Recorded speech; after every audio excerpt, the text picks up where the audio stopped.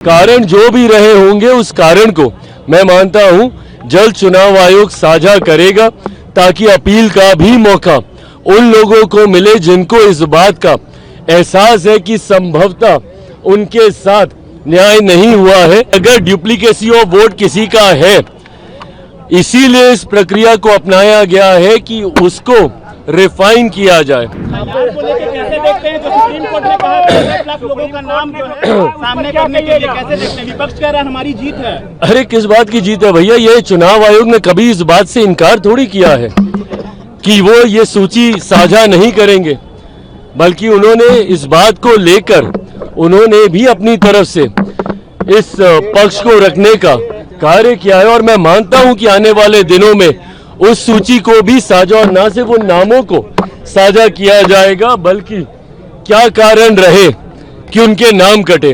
कई कारण हैं, या तो किसी की मृत्यु हो गई इस कारण से नाम कटा, या किसी व्यक्ति का पलायन हो गया और वो दूसरे राज्य का जाके वोटर बन गया इस कारण से नाम कटा होगा, या जो डुप्लीकेसी हम लोग देख रहे हैं कि एक ही वोटर का नाम दो जगह पर है, उन नामों में कटौती की गई होगी। कारण जो भी रहे होंगे उस कारण को मैं मानता हूं जल्द चुनाव आयोग साझा करेगा ताकि अपील का भी मौका उन लोगों को मिले जिनको इस बात का एहसास है कि संभवतः उनके साथ न्याय नहीं हुआ है।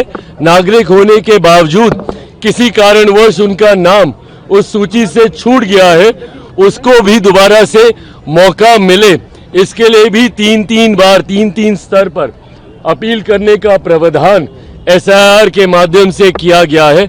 उनको ये मौका मिले, उसके लिए इस सूची को साझा करना जरूरी है। सुप्रीम कोर्ट ने भी इस बारे में निर्देशित किया है और मुझे लगता है जल्द चुनाव आयोग ये करेगा।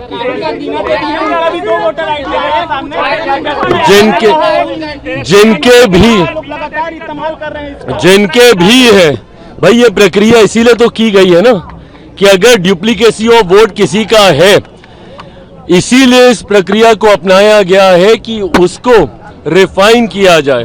पर ऐसे में जब इस प्रक्रिया पे भी विपक्ष सवाल उठाता है और जिस तरीके से भारत की संसद को विपक्ष चलने नहीं देता, ये अपने में चिंता का विषय है।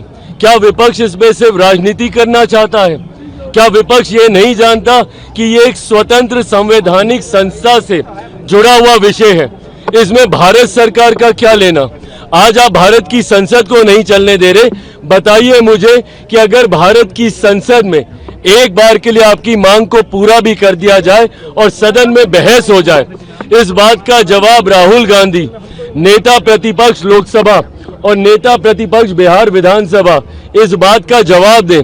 अगर वो इसका जवाब दे देंगे, मैं स्वयं केंद्र सरकार से आग्रह करूंगा कि सदन में इसको लेकर बहस शुरू कराई जाए। बताएं, अगर सदन में बहस होगी तो इसका जवाब कौन सा मंत्री देगा? किस मंत्रालय के अंतर्गत चुनाव आयोग आता है? इस बात का जवाब दें विपक्ष के तमाम नेता। क्या आप चाहते हैं कि चुनाव आयोग लोकसभा में आकर जवाब दे कि राज्यसभा में आकर चुनाव दे? ये लोग सिर्फ SIR को लेकर हंगामा कर रहे हैं। अभी तक किसी भी नेता, किसी भी दल ने कोई भी आपत्ति चुनाव आयोग के समक्ष दर्ज कराने का काम नहीं किया। ये अपने में दर्शाता है कि इनके पास कोई प्रमाण नहीं है, सिर्फ ये लोग हवाई बातें करके भ्रम फैलाकर लोगों को डराने का काम कर रहे हैं।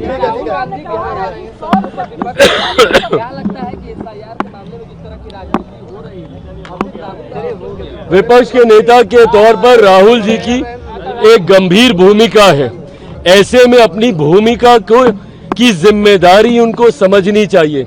लोगों को भ्रमित करने की बजाय, लोगों को डराने की बजाय विपक्ष को लोगों के बीच एक सकारात्मक संदेश देना चाहिए।